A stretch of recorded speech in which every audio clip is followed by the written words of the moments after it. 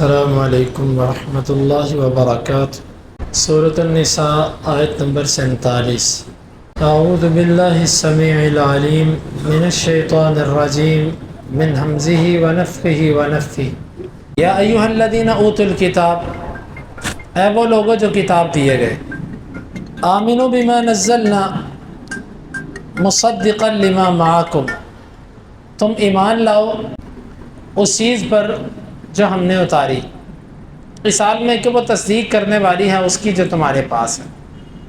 من قبل ان نطمس وجوہا، اس سے پہلے کہ ہم اندھا کر دیں چہروں کو، فنردھا علی ادبارہا، ہم انہیں واپس پلٹا دیں ان کی پشتوں کے بل، او نلعنہم کما لعنا اصحاب السبت، ہم ان کے اوپر یوں لعنت کریں جیسے ہم نے ہفتے والوں پر لعنت کی۔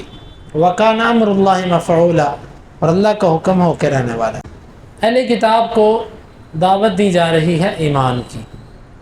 اہل کتاب کا ذکر اس لیے کیا کہ تم کتاب والے ہو، علم والے ہو، تمہارے علم اور کتاب کا تقاضا یہ ہے کہ تم قرآن پر ایمان لاؤ۔ تم اہل کتاب ہو کے ایمان نہیں لاتے، لوگ عامی ہو کر بغیر کتاب کے ایمان لے آئے، اور تم کتاب والے ہو کر ایمان نہیں لا رہے۔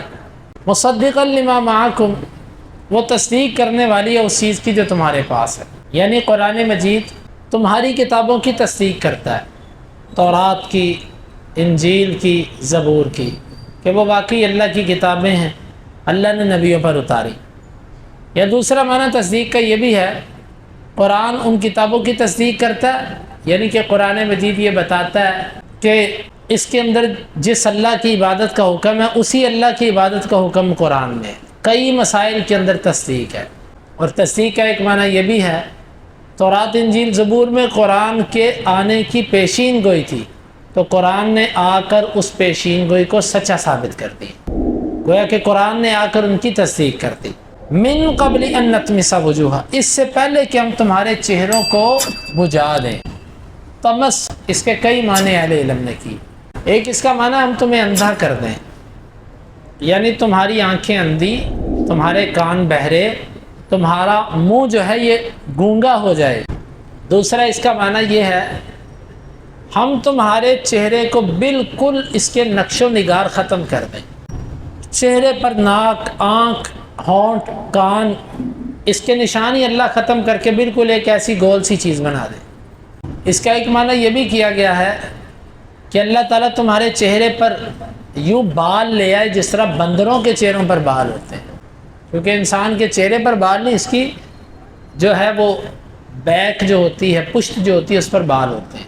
اور اسی طرح اس کا ایک معنی یہ بھی ہے کہ اللہ تعالیٰ تمہیں حق سے پھیر دے، اللہ تعالیٰ تمہیں حق سمجھنے سے ہی غافل کر دے۔ اور ایک اس کا معنی یہ بھی ہے کہ اللہ تعالیٰ تمہیں یہاں سے نکال کے پھر وہ دوبارہ ان علاقوں کی طرف دھکیل دے جن علاقوں سے تم آئے تھے۔ مختلف قسم کی اس کی تفاسیر اہل علم نے کی ہیں۔ فَنَرُدَّهَا عَلَىٰ أَدْبَارِهَا، پھر ہم ان چہروں کو ٹیڑھا کر دیں، یعنی تمہارے منہ پچھلی جانب کو کر دیں، تمہیں دیکھنے کے لیے گھومنا پڑے، الٹا کر دیں تمہارے چہروں کو۔ ایک تو اس کا ظاہری معنی، اور دوسرا اس کا معنی ہم تمہیں گمراہ کر دیں، حق سے دور کر دیں۔ او نلعنہم کما لعنا اصحاب السبت، یا ہم تم پر ایسے لعنت کریں، لعنت کا مطلب رحمت سے دور کرنا، ہم تمہیں ایسے اپنی رحمت سے دور کریں جیسے ہم نے ہفتے والوں کو، یعنی وہ لوگ جو ہفتے کے دن مچھلیاں پکڑتے تھے، ان کو اللہ تعالیٰ نے مچھلیاں پکڑنے سے منع کیا، انہوں نے مچھلیاں پکڑی، پھر اللہ تعالیٰ کا ان پر عذاب آ گیا۔ یعنی جس طرح ہم نے ان کو اپنی رحمت سے دور کیا، ان پر لعنت کر دی، ایسے تمہیں اپنی رحمت سے دور کر کے تم پہ لعنت کر دے۔ وَكَانَ أَمْرُ اللَّهِ مَفْعُولًا، اور اللہ کا حکم ہو کے رہنے والا ہے۔ اس آیت مبارکہ میں اللہ تعالیٰ نے اہل کتاب کو مخاطب کیا اور ان کو کتاب کے نام سے مخاطب کیا کہ تم تو اہل کتاب ہو، تمہارے اہل کتاب ہونے کا حق یہ ہے کہ تم کتاب پر ایمان لاؤ۔ وہ اہل کتاب تھے، اللہ نے کہا تمہارا حق یہ کہ تم کتاب پر ایمان لاؤ، ہم مسلمان ہیں۔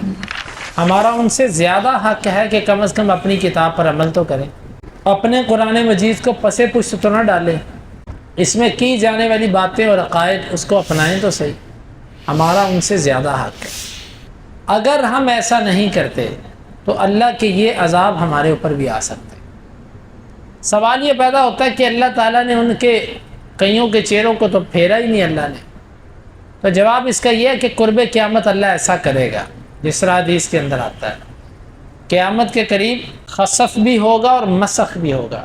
خسف زمین میں دنسایا جانا، مسخ چہروں کا بدل جانا، یہ قرب قیامت ہوگا۔ اور دوسری بات ایک ہوتی ہے وعید اور ایک ہوتا ہے وعد۔ وعد کہتے ہیں اللہ کے وعدے کو، اللہ کبھی اپنے وعدے کی خلاف ورزی نہیں کرتا۔ وعید کہتے ہیں دھمکی کو۔ اللہ تعالیٰ بعض دفعہ ایک چیز سے بندے کو دھمکاتا ہے، ڈراتا ہے، پھر سزا نہیں دیتا، کیونکہ یہ احسان کی ایک صورت ہوتی ہے۔ اللہ رب العالمین احسان کرتا ہے بندوں پر کہ پھر موقع دے دیتا ہے، پھر موقع دے۔